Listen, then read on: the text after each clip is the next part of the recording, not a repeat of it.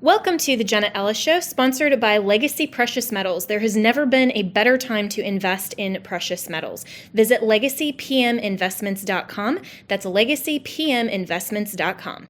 I'm Jenna Ellis. Join me tonight for Jenna Ellis Tonight at 9 p.m. Eastern on the Salem News Channel. Joe Biden is not making it easy for Democrats by saying in a letter earlier today that he is refusing to step down and he's going to be the Democrat nominee. Will Democrats still go for that? They are facing a giant conundrum because they know that he cannot possibly beat Donald Trump. But what are they going to do with their sitting president if he refuses to stand down? We are going to address it tonight and discuss with our political panel. Carly Atchinson and Ryan Fournier will join me at 9 p.m. Eastern. Plus, we're going to be discussing AOC. She wants to pack the court. She wants to impeach sitting Supreme Court justices. Totally ridiculous, but the Democrats are very unprincipled. But so are Republicans. We're going to discuss all of this and more tonight on Jenna Ellis Tonight, 9 p.m. Eastern on the Salem News Channel.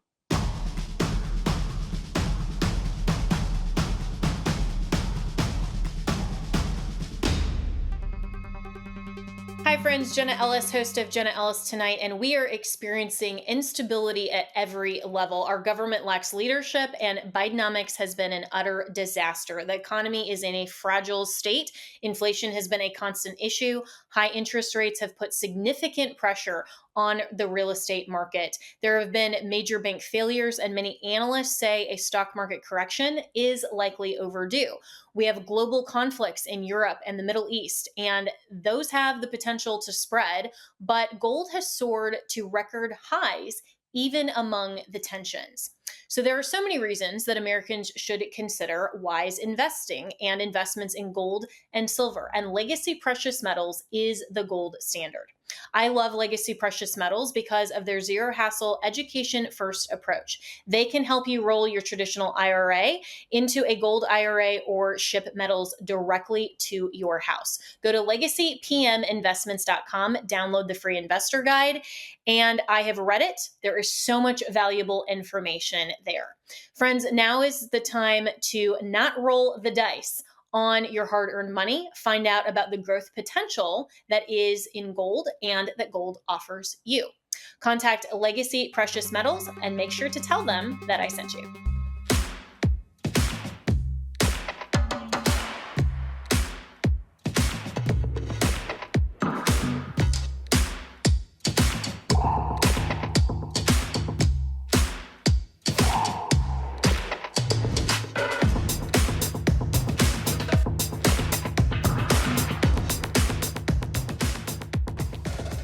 Good evening and welcome to Jenna Ellis Tonight. So Joe Biden is still facing enormous backlash from his own party after the disastrous performance at the debate almost 2 weeks ago. And even more Democrats, even as of this morning, are calling for his resignation from the campaign. But interestingly, no Democrats seem to be calling yet for him to actually step down from his current office, which is the sitting president of the United States. So Democrats aren't just suddenly waking up and being truthful and saying, oh, wow, we thought that Joe Biden was completely competent this whole time, and now we're suddenly so surprised at his mental incapacity. No, they're not willing to give up power at any turn. This is all about November and whether or not they think that Biden can actually beat Trump. And interestingly, Trump himself has not really commented on Joe Biden. He's not attacking him. He's not doing the typical Trump world type of response. And that could be that he wants to face Joe Biden because he knows that he will win. So what's the principled response here? I mean, make no mistake, the Democrats, especially those in the White House, have been lying to you this entire time. I think for the duration of Joe Biden's presidency. I was working for Trump on the 2020 campaign, and I remember having these same conversations 4 years ago that Joe Biden was unable to perform the duties of his office. So who has really been running the country? We need to ask and answer these questions, and I would love to see Trump world lean into this.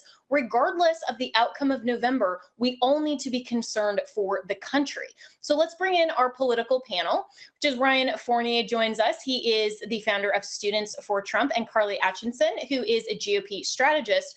So Carly, let's start start with you. I mean, Joe Biden clearly is unfit. He's not going to be in office for another 4 years, even if somehow he makes it to November and then to January. But shouldn't Republicans join those like Representative Chip Roy and Senator Mike Lee in calling for Joe Biden's resignation now? Because we still have another 7 months of his presidency. I think that's right, Jenna, but I also can't blame Republicans for just taking a step back and letting the Democrats continue to light themselves on fire in front of the American people. And rightfully so. As you pointed out, this has been a long time coming. Those of us who have been saying that Joe Biden is not mentally completely there, raising questions about who in fact is making the decisions at the White House. We were laughed at by the mainstream media. Now all of a sudden you see, because he's electorally or politically in danger, all of a sudden the mainstream media, Democrats coming out of the woodwork and pulling the fire alarm. But the reality is, I think it's too little too late.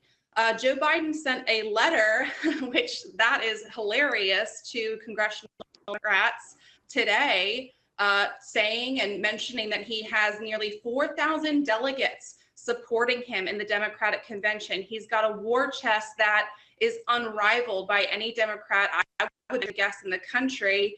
He's also done all the groundwork to get his name on the ballot. So the idea that Democrats can somehow find somebody to step in and take his place, I think is far-fetched. But this is the bed that the Democrats have made, and they should lie in it. And good for Donald Trump for staying disciplined, continuing to hammer home what I believe is a winning message of the economy, the immigration crisis, the border crisis we are facing.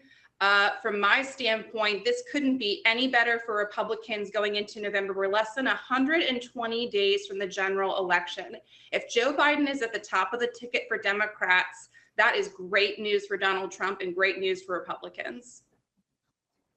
Yeah, Ryan, I mean, to Carly's point, this is a real conundrum for the Democrats, because what are they going to do if Joe Biden continues? Just say, oh, yeah, this guy that we've all now declared is a national security crisis and we're all calling on him to resign. Well, yeah, let's vote for him instead of the clearly competent person, even if the Democrats don't agree with Donald Trump's policies. I mean, Joy Reid, even last week, was literally saying that she would vote for Joe Biden in a coma before Donald Trump. I think that is just the most ridiculous, outlandish, clear statement of how detached from reality the Democrats are. So where does this leave them?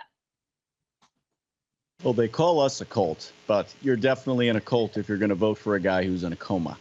I'll say this. The American people, millions of Americans for the first time in the last 4 years, got to see Joe Biden on the main debate stage mess up every sentence he put out there. Donald Trump even commentated. And, you know, I appreciate that he was very well, he performed very well. He wasn't just attacking Biden's mental capabilities and all this stuff. He kind of just let Biden speak, and that's all you have to do for the rest of this year. We have another debate that Biden already committed to, I think one after that as well, so maybe two.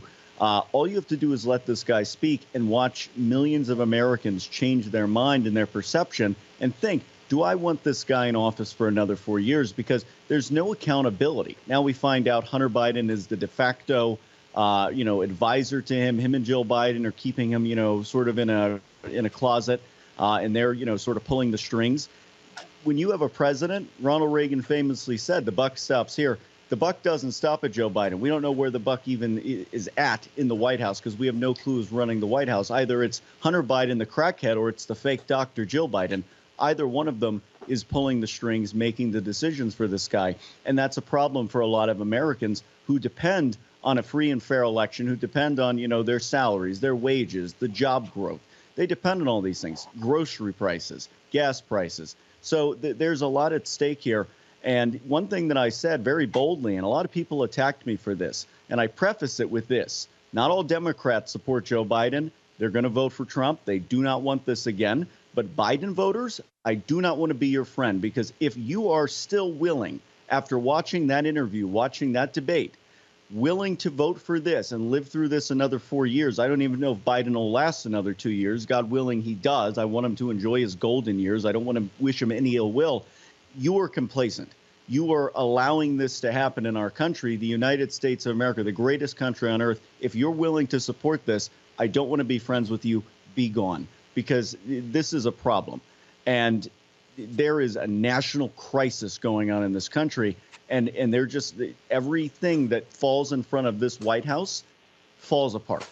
Everything, the border, the economy, you name it. So I think Trump just let Joe Biden speak, and you have the election, right? But we can't be complacent. That is one thing I have to tell the viewers. We cannot, just say, oh, Joe Biden's going to lose because he's this, that, and the third. There are a lot of dumb people out there who will vote for that. So we have to keep our heads down, do the work, do the phone banking, knock on the doors, go out there and get the vote for Donald Trump. And that's how we win.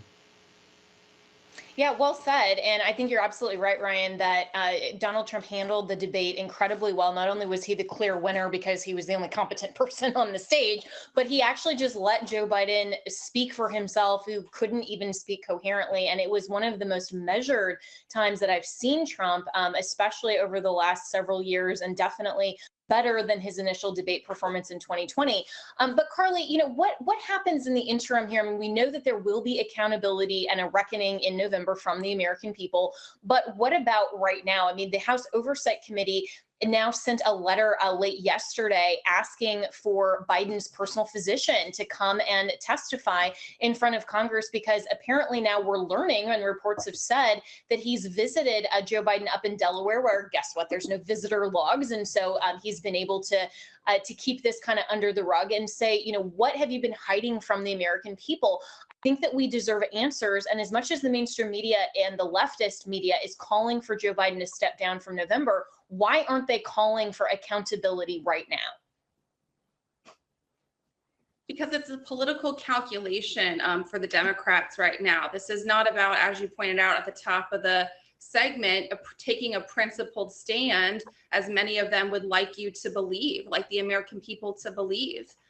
They're only worried because the curtain was drawn back and the American people saw, as Ryan pointed out for the first time, how mentally incapable Joe Biden is of becoming president. And now the White House is saying he only works between the hours of 10 and 4 p.m. I mean, this is a joke. I think that House Republicans, House senators should absolutely be raising the alarm for who exactly is running the White House right now. But I also think that the reality is Democrats, again, they have made their bed, lie in it. I do not believe, not for 1 second, that none of them who have visited and had meetings with the president had no idea this was going on. And for the American people, I think it's an interesting week because the NATO summit is happening in Washington, D.C. This is a 3-day gathering. There's a lot of unscripted moments with world leaders. Apparently, Joe Biden is going to give a press conference on Thursday. Let's see how he does. I'll venture a guess to see. But it reminds everybody, to your point, Jenna, about how unstable we are around the world, and how we have a leader, a commander in chief, who only works between the hours of 10 a.m. and 4 p.m., basically signaling to our adversaries, hey, if you want to do something, just make sure I'm asleep and somebody else will handle it, I guess. I mean, it's a joke. It's a national security concern. It could be an interesting time for Donald Trump to take up the mantle and say, hey, remember when I was in office, we didn't have a war going on in Ukraine. We didn't have Hamas attacking Israel's sovereignty. We didn't have this crisis at the border, et cetera, et cetera. So a good dichotomy potentially for the Trump campaign this week, and potentially more stumbles, probably more stumbles for Joe Biden with these unscripted moments. Yeah, I mean, this is a guy that now we've seen some of these leaks, and we'll continue to see the leaks from the staff, because now, they don't want to have the accountability. But we're seeing, these scripts saying, here are photos of exactly how you have to walk on just these platforms, and literally showing him pictures as if he's a child. I mean, this is just so embarrassing, and it is a national security crisis. And we're going to be back, though, with the power panel and the political panel when we come back a little bit later in the program. But when we come back, I want to talk about being principled and why this actually matters, that the Republican Party stays principled even in the midst of all this. We'll be right back. Well, friends, you might have heard that Mike Lindell and MyPillow no longer have the support of their box stores or shopping channels the way that they used to. They've been part of this cancel culture, so they want to pass along the savings directly to you by having a $25 extravaganza. I love that word, extravaganza. When Mike started MyPillow, it was just a one-product company. With the help of his dedicated employees, they now have hundreds of products, some you may not even know about. To get the word out, I want to invite my listeners to check out their $25 extravaganza. 2-pack multi-use My Pillows are just $25. My Pillow sandals, also awesome, only $25. Their 6-pack towel sets are $25. And brand new 4-pack dish towels, you guessed it, just $25. For the first time ever, the premium My Pillows with the all-new Giza fabric, just $25. And orders over $75 will receive free shipping too. This amazing offer won't last long. Go to mypillow.com, use the promo code Jenna, or call 800-564-8475 today. That's 800-564-8475, or go to mypillow.com and use the promo code Jenna.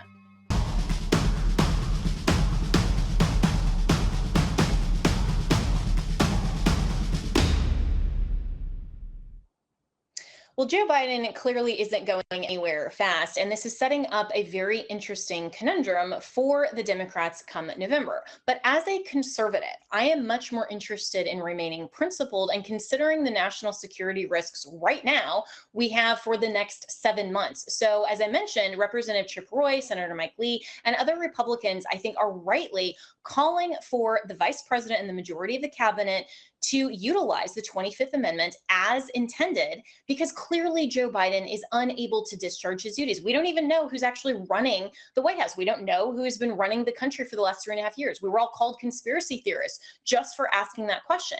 Now, a lot of Republicans are suggesting, no, we don't want to do that. We just want to have the Democrats go ahead and lose in November, because if Joe Biden is their candidate, clearly they're going to lose. Now, I'm very interested in the Democrats losing in November, but I'm also interested in remaining principled and having our national security checked right now, because we still have 7 months. And so the 25th Amendment, of course, was ratified in the wake of John F. Kennedy's assassination in the 1960s, where our country had to contemplate what happens in terms of a presidential succession, or what happens when a president is unable to discharge their duties. Now, notice it's unable. It's an actual physical incapacitation. It's not just about being unfit, which is a very subjective analysis. That was Nancy Pelosi's sleight of hand when she was still Speaker of the House and Donald Trump was in office. Remember, she had that big blow up of the text of the 25th Amendment, and she used a sleight of hand to say that the 25th Amendment said unfit rather than unable. Unfit is very subjective. We as voters can determine a fitness for the president. If we decide for whatever reason under our own metric we do or don't want to vote for a candidate, we can do that. But in terms of an objective analysis, unable literally means just physically incapable of discharging their duties. Joe Biden is absolutely at that moment. So I'm with Chip Roy and Mike Lee and the other Republicans that say we need to address national security now. So let's remain principled. But one of the other things that really bothered me over the weekend about how unprincipled the Republican Party is also becoming was Marco Rubio, Senator Rubio, and also Senator J.D. Vance, that are now changing their entire position on abortion simply because Donald Trump is the nominee. What happened to being principled? This is what I observed during my time in Washington and why I'm no longer a registered Republican. And yeah, do I vote Republican most of the time because typically they're better conservatives than Democrats, of course? Well, yes, but I want to hold the Republican Party accountable, because what I observed when I was in Washington is the corruption on both sides. Both sides simply want power. That's their end game. They don't care how they get there. They simply want the power for themselves and their political party. And we are observing that right now in real time from people like Senator Marco Rubio, who in 2016 was so ardently pro-life in his position as a presidential candidate. And now he is turning 180 degrees. And this is what he said to CNN's Dana Bash. Listen to this. For 4 decades, the Republican Party's platform endorsed a national abortion ban. Donald Trump opposes that, as you well know. He thinks it should be left to the states. There are a lot of conservative groups who are not happy about the potential to change the platform. Do you support changing the official party platform to Trump's position that it should be a state issue? Well, I think our platform has to reflect our nominee. And our nominee's position actually happens to be one grounded in reality. The reality of it is the Supreme Court overturned Roe v. Wade, and what that basically means is that now it's not states, it's voters at individual states who will get to decide how and to what level they want to restrict abortion, if at all. Some states will have restrictions, some states will not. And so I hope that our platform will reflect our nominee. I also think it's important to remember the Democrats, their last platform basically endorsed abortion paid for by taxpayers at any time without any restrictions. So I think really the question here is whether they are going to have a radical plank of their platform that basically requires Americans to pay for abortions at any time, for any reason, up until the moment of birth. That was their platform 4 years ago. Let's see what it looks like now when they meet again. Our platform should reflect our nominee. How about our platform reflecting principle, reflecting morality and truth?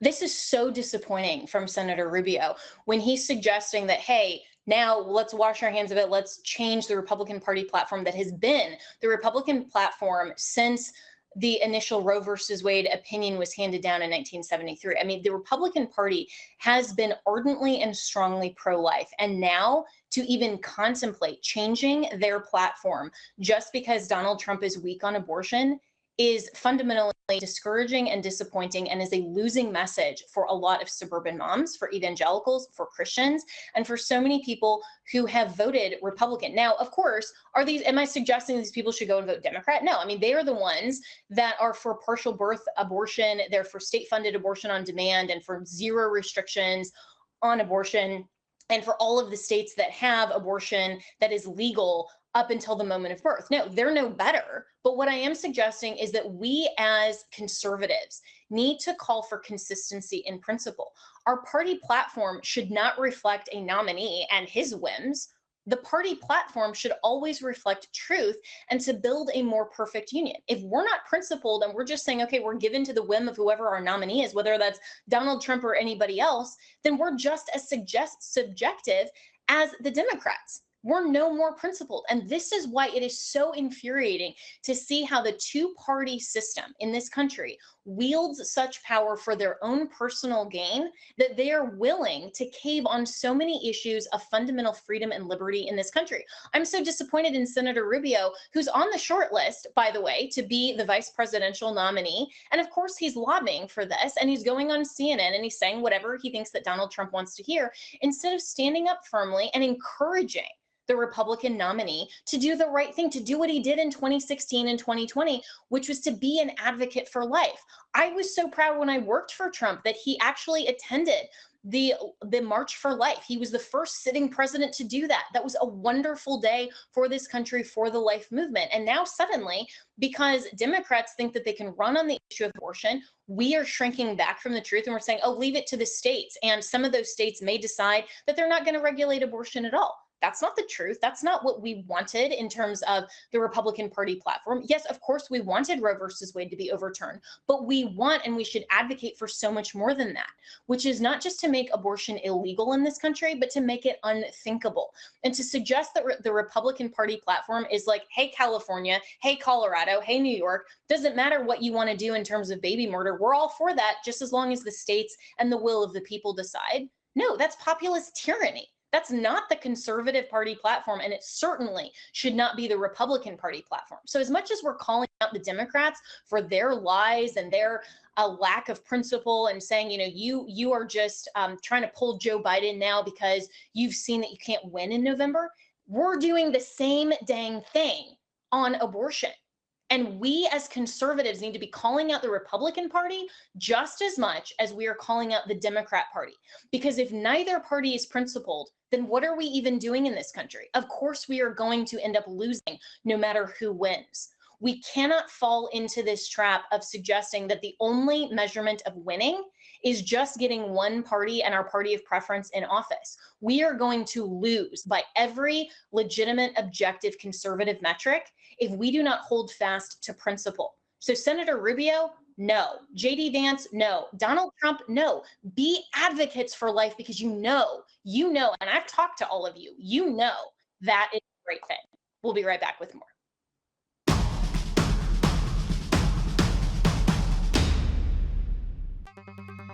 Hi friends, Jenna Ellis, host of Jenna Ellis Tonight, and we are experiencing instability at every level. Our government lacks leadership, and Bidenomics has been an utter disaster. The economy is in a fragile state. Inflation has been a constant issue. High interest rates have put significant pressure on the real estate market. There have been major bank failures, and many analysts say a stock market correction is likely overdue. We have global conflicts in Europe and the Middle East, and those have the potential to spread, but gold has soared to record highs even among the tensions. So there are so many reasons that Americans should consider wise investing and investments in gold and silver, and Legacy Precious Metals is the gold standard. I love Legacy Precious Metals because of their zero hassle, education first approach. They can help you roll your traditional IRA into a gold IRA or ship metals directly to your house. Go to legacypminvestments.com, download the free investor guide, and I have read it. There is so much valuable information there. Friends, now is the time to not roll the dice on your hard-earned money. Find out about the growth potential that is in gold and that gold offers you.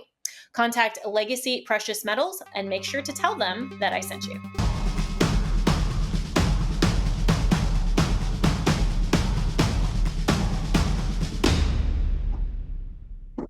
We're back with our political panel. We have Ryan Fournier, who's the founder of Students for Trump, and Carly Atchinson, who is a GOP strategist. So Congress is back in session this week, and Democrats are very opposed to the SAVE Act, which just means that only citizens should be voting in elections. This seems pretty straightforward, nonpartisan, and wholly constitutional. But this coming from Axios that says the House is set to vote next week on the Safeguard American Voter Eligibility Act, or SAVE Act, which would require documentary proof of United States citizenship to vote in federal elections. Again, it seems really straightforward. That could include a passport, a photo ID card that proves a voter was born in the U.S., or another form of photo ID, along with supporting documentation such as a birth certificate. The bill says the legislation would require non-citizens to be removed from voter registration rolls, require election officials to ask voter registration applicants for proof of citizenship, and open them up to legal consequences if they do not. So, Ryan, if Democrats are coming out against this, doesn't this suggest that they want to have non-citizens vote in elections, which they keep saying that they don't, but yet, this seems really straightforward. So how can Democrats, even with a straight face, oppose this very easy legislation? It's not trigonometry, it's common sense. It's very clear what they want here. They want to import voters into our elections. The SAVE Act is amazing in the fact that it forces the Department of Homeland Security to go through the voter logs, remove, if you're an illegal citizen in the country, you register to vote, you get deported. Forces the states to get non-citizens off of voter logs. Like you just said, make sure that you have an ID, but also proof of citizenship. One problem we have here in North Carolina is you have Appalachian State University, which is up in Boone near the mountains, and Watauga County is overwhelmingly blue. And you want to know why? Because we're one of the states in the U.S. that accept student ID as a form of, when you go to vote, you can show your student ID and you get to vote. Doesn't prove proof of citizenship whatsoever. So there are real problems in this country. This is what I'm talking about. This, I think, what we're all talking about when we talk about making sure our elections are free, safe, and fair. We want to make sure that people voting in these elections are actually naturalized or American citizens. So, yeah, it's very vital.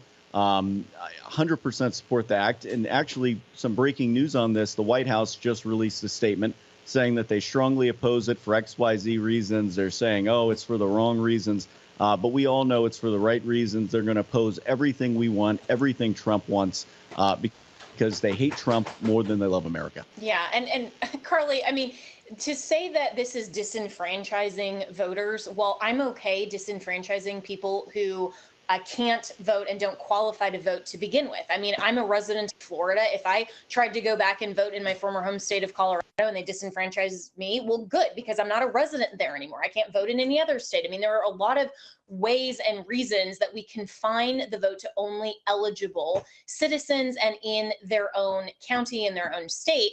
And so Democrats and this whole talking point of disenfranchisement, I think people need to wake up and say, this is how they're trying to obscure the facts and allow non-citizens to vote in our elections.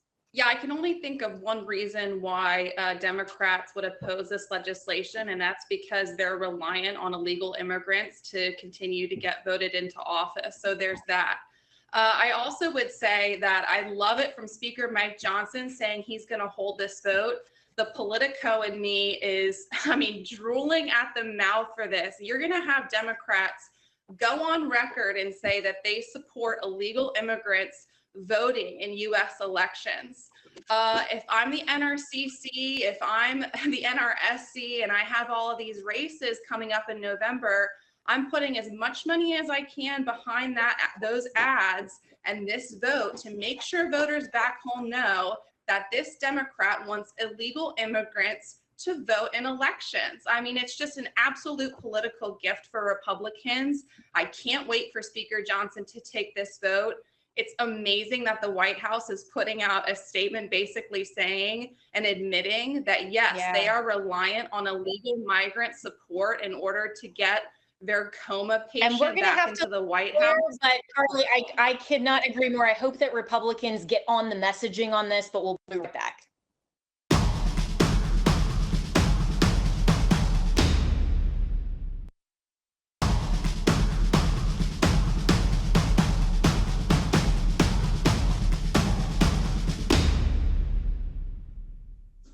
Ryan and Carly are back for this next topic. And, if we thought the Democrats couldn't get more corrupt and just fully have it on display, well, we were wrong, because AOC tweeted this in light of the recent presidential immunity decision from the Supreme Court. Quote, "The Supreme Court has become consumed by a corruption crisis beyond its control. Today's ruling represents an assault on American democracy. It is up to Congress to defend our nation from this authoritarian capture. I intend on filing articles of impeachment upon our return." All right. So, Carly, this is just so blatantly ridiculous because it is not even grounded in any sort of legal basis under Article 1 that an Article 3 judge or justice could be impeached. I mean, she just doesn't like the fact that there is actually a conservative originalist majority now on the Supreme Court. And so I'm old enough to remember when Democrats were lauding the Supreme Court as the most prized institution, when they had control and we couldn't question the Supreme Court. There was super precedent, apparently. Nothing would be questioned. And now suddenly, when the Supreme Court is actually making really good conservative decisions, because the immunity case did not just hand this all to Trump, it was actually a very solid opinion on presidential immunity for the future, for any past or future sitting president. But now just because AOC doesn't like it, then she's resorting to impeachment. I mean, this is laughable. It's laughable, which is par for the course for AOC.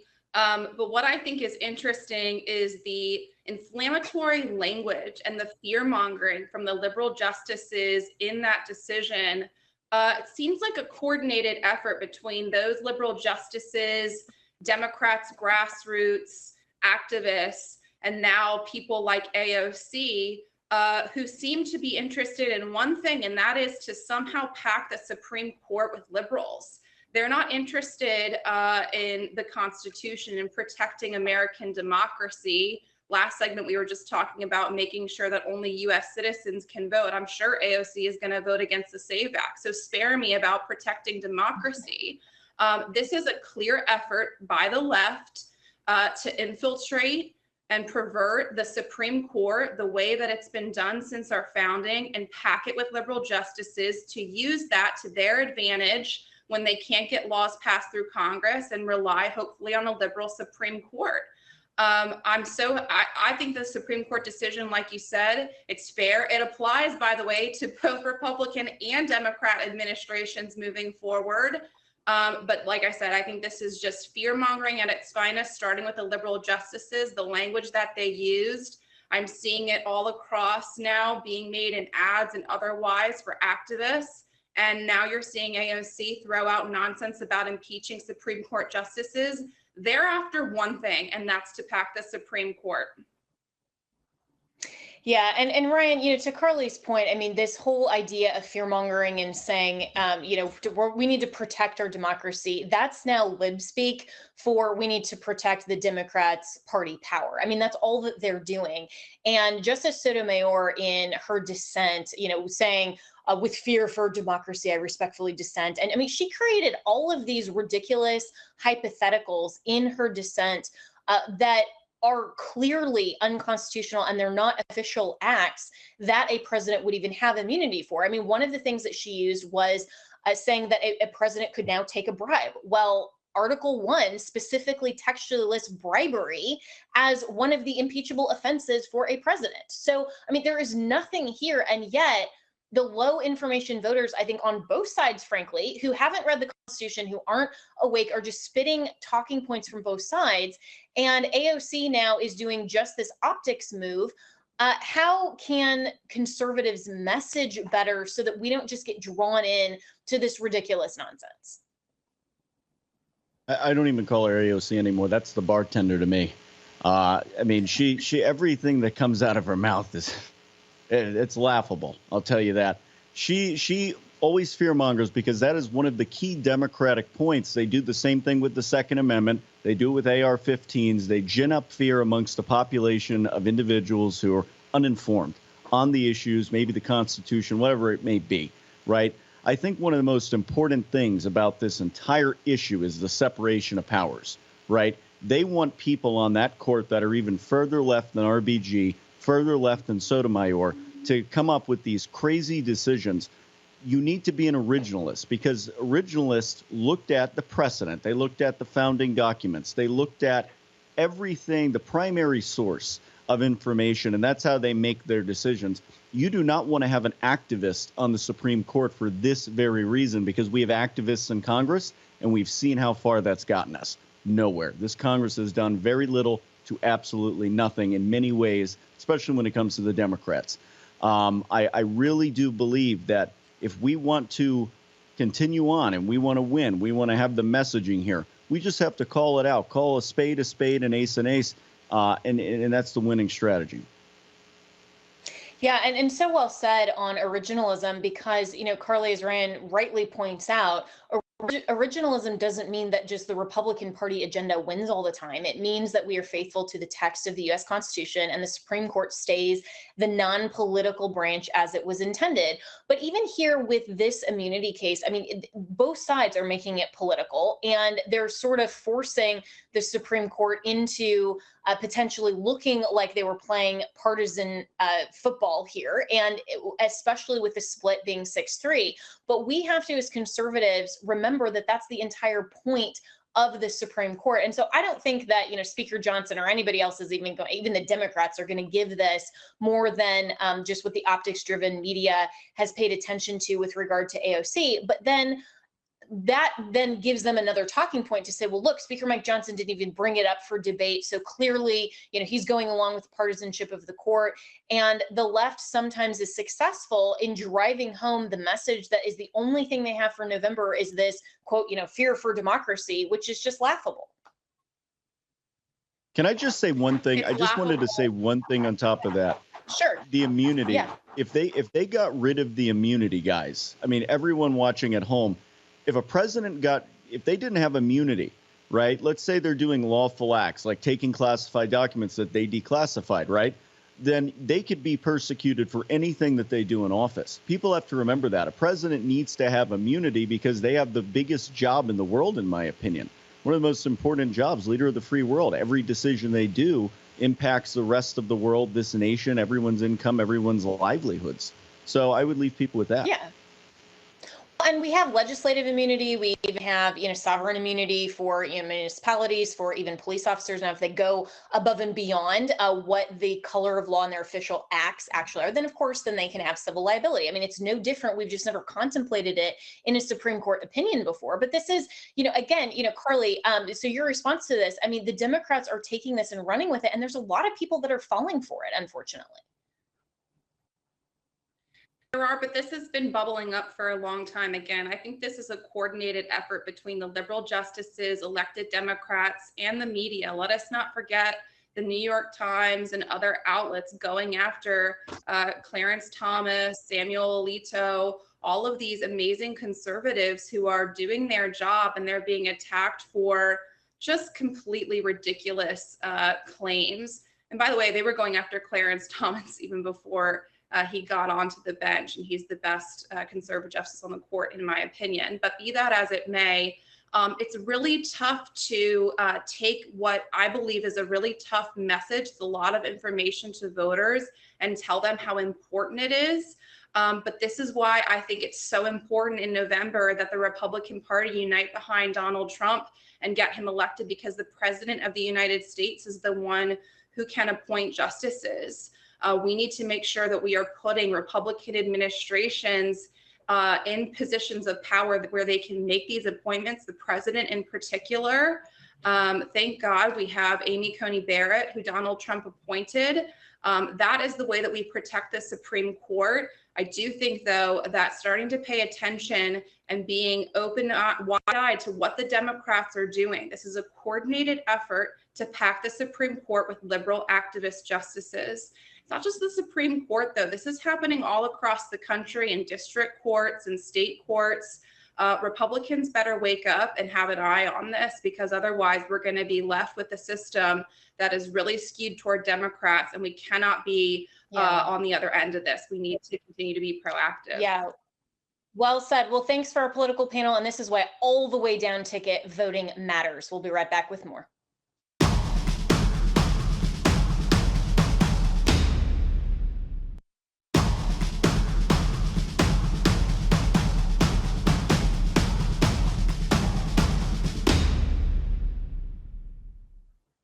And finally tonight, this is why we have to remain principled. I think the entire theme of this show has been showing that both sides really are only concerned about political partisanship and power. As conservatives, and especially those of you who are watching who are Christians, we know that we need to remain principled to objective morality and truth. And this is what we just celebrated last week on Independence Day. I know that a lot of people, including me, I mean, we have all the barbecues, we love hanging out at the pool, we love having, a long weekend. That's all well and good. But do we remember and truly celebrate what this nation was founded on? And that is the Judeo-Christian worldview. We know that because of the Declaration of Independence. These weren't just rebellious torch-wielding villagers that said, government, get off my lawn, I want to be free. This was very well thought out and an articulated position that said that when government so abuses their legitimacy and their moral uprightness to protect the rights that come from God, our Creator, we have a right as human beings made in the image of God to alter or abolish the government. And the founders set this out so beautifully in the Declaration of Independence. I did an entire radio program on this for an hour. If you're interested in learning about the text of the Declaration and exactly how we can defend that we are a Christian nation, not in the Christian nationalist sense, not in terms of blasphemy laws or compelling people to believe in God, but with the legitimacy that comes with the institution of government that God has ordained, and how we can measurably promote good, restrain evil, which is the legitimate role of government, go to American Family Radio Network, AFR.net. You can click on the link for Jenna Ellis in the Morning, and you can go back to my July 4th episode and listen as I set out exactly what the Declaration of Independence's text actually says and what it means. We can defend the blessings of liberty, but we have come so far as a country in the last almost 250 years since the Declaration to say and suggest that we're on a secular humanist playing field, that whatever the majority of either party, whether it's Republican or Democrat, that want to reinvent reality, want to propose and suggest as policy, can only be defended if that party is in the majority. So we can reinvent reality. Well, no, that's not the reality to which we're presented. We know that. And our founders specifically said that self-evident truth directly says that our rights come from God, our creator. They are pre-political. What that means, that term pre-political, means that regardless of whatever institution of government is set out in any nation across human history, our rights are endowed by God at the moment of conception, because every human being that has ever existed or ever will exist is made in the image of God, has inherent dignity and worth, and all of the rights that God gives us. So regardless of whether any specific government or political party recognizes those rights, we have them. We just have the blessings of liberty here in America, that our highest law of the land, that yes, everyone is subject to. We can't reinvent reality. Our highest law of the land actually specifically requires our government to recognize those rights and preserve and protect them. So we don't have rights that come from our Constitution. That's why so many people say, well, Jenna, God is nowhere listed in the Constitution, so we can't possibly be a Christian nation. Well, they're forgetting that the Constitution was simply fulfilling the mandate of the Declaration of Independence that requires a government to act legitimately and with legitimate authority to preserve and protect the rights for individuals and all of us who have to live together in a community. That's what politics is, truth in community, to protect those rights. And our founders set down the very best way that they envisioned for a government to function. That is our system. It's our vehicle of the US Constitution. Now, they could have created a monarchy, they could have created any other type of government, but they chose a constitutional republic. Now, it doesn't mean that a constitutional republic is more biblical or more sound or more godly. It just means that they understood that if we are truly going to self-govern, have the rights, and be able to exercise them as God intended, then we have to have a system of government that reflects that and enables that, and also separates and limits power. That's exactly what the Supreme Court understood in its majority when it's talking about presidential immunity. Only for official acts. It's not that we have some dictator now in America that can just do whatever he or she wants in the office of president. It's that they are textually limited to the powers in Article 2. And if we as Americans decide that presidents are being abusive of that authority, we can amend the US Constitution, as we've done 27 times in our nation's history. We've imposed term limits on our presidents that wasn't originally in the Constitution. We've done so many other things to create that more perfect union. But if we don't understand what is actually in our rule book, our US Constitution, then all we're doing is debating partisan policy. We need to go back and understand our rule book. So again, please go back and listen to that hour-long radio episode at afr.net. Listen to what the Declaration actually set down in context, and then understand our Constitution so that we can be better advocates for our great inheritance and blessing of liberty. I'm so proud to be an American, but it's because we have our U.S. Constitution. Have a great night.